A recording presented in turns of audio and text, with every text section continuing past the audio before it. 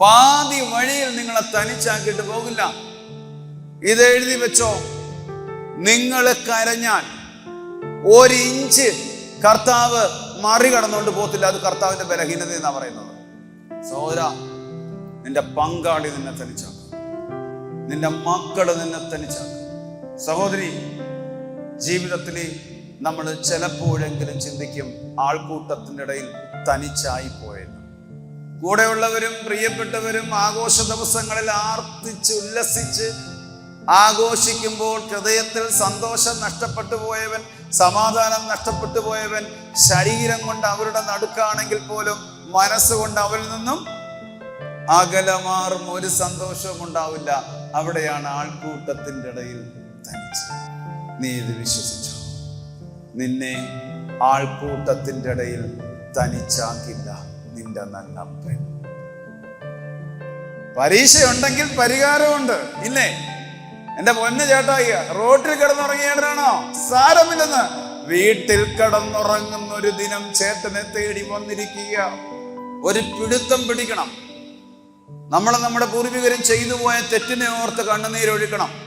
യെശയ്യാ 66:1-2 കർത്താവ് അരുളി ചെയ്യുന്നു, ആകാശം എന്റെ സിംഹാസനം, ഭൂമി എന്റെ പാദപീഠം. എന്ത് ഭവനമാണ് നിങ്ങൾ എനിക്ക് വേണ്ടി നിർമ്മിക്കുക? ഏതാണ് എന്റെ വിശ്രമസ്ഥലം? കർത്താവ് അരുളി ചെയ്യുന്നു, ഇവയെല്ലാം എന്റേത് തന്നെ. ഇതെല്ലാം എന്റേത് തന്നെയാണ് മക്കളെ.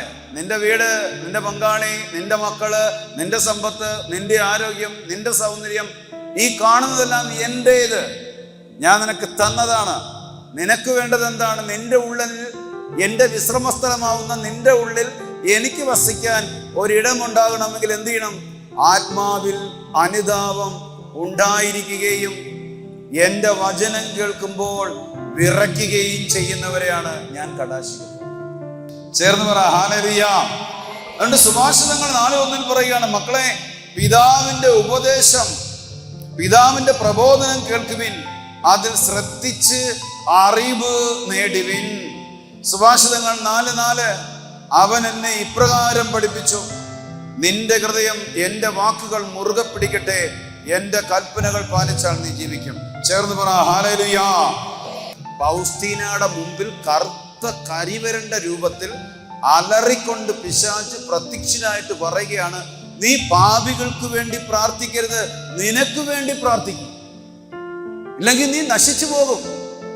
ശ്രദ്ധിക്കണേ, പിശാച് നേരിട്ട് പ്രത്യക്ഷപ്പെട്ടിട്ട് വിശുദ്ധ പൗസ്തീനയോട് പറയാണ്, നീ മാരക പാപികൾക്ക് വേണ്ടി പ്രാർത്ഥിക്കരുത്, നീ നിനക്ക് വേണ്ടി പ്രാർത്ഥിക്കാവള്, നശിച്ചു പോകും അല്ലെങ്കിൽ നീ. പൗസ്തീന മുഖവര എടുത്തില്ല, മുഖവരക്കെടുത്തില്ല, തള്ളിക്കളഞ്ഞു, ശ്രദ്ധിച്ചത് പോലുമില്ലായിരുന്ന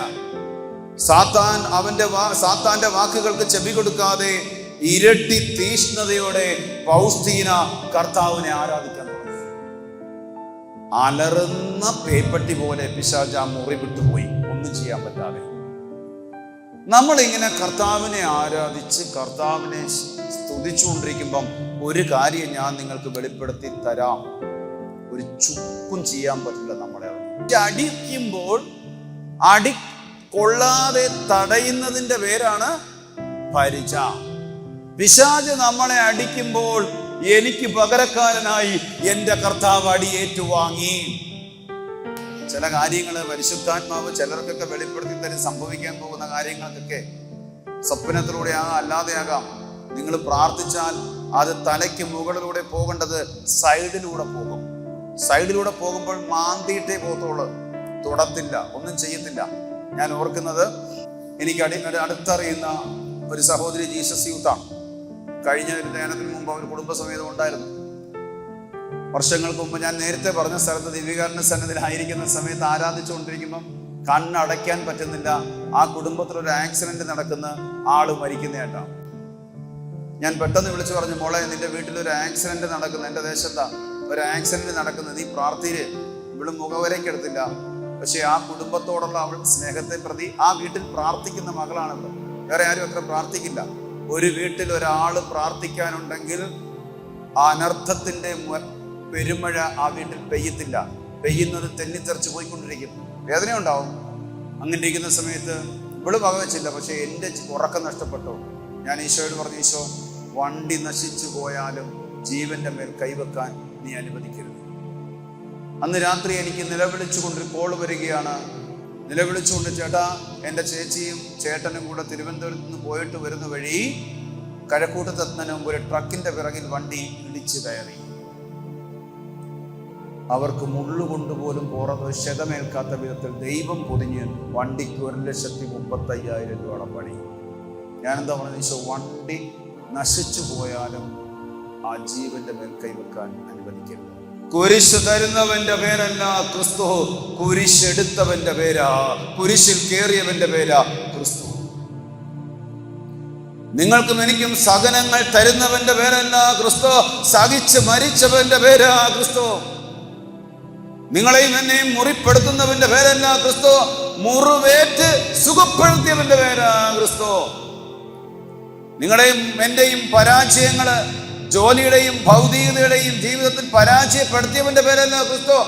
പിലാത്തോസിന്റെ ഭവനം മുതൽ കാൽവരി മല വരെയും ഒരു പരാജിതനെ പോലെ കടന്നുപോയിട്ട് കുരിശ് മരണത്തിലൂടെ, ഉത്ഥാനത്തിലൂടെ വിജയക്കൊടി മാറിച്ചിട്ട് വിജയക്കൊടി കൈമാറി തന്നവന്റെ പേരാ ക്രിസ്തു.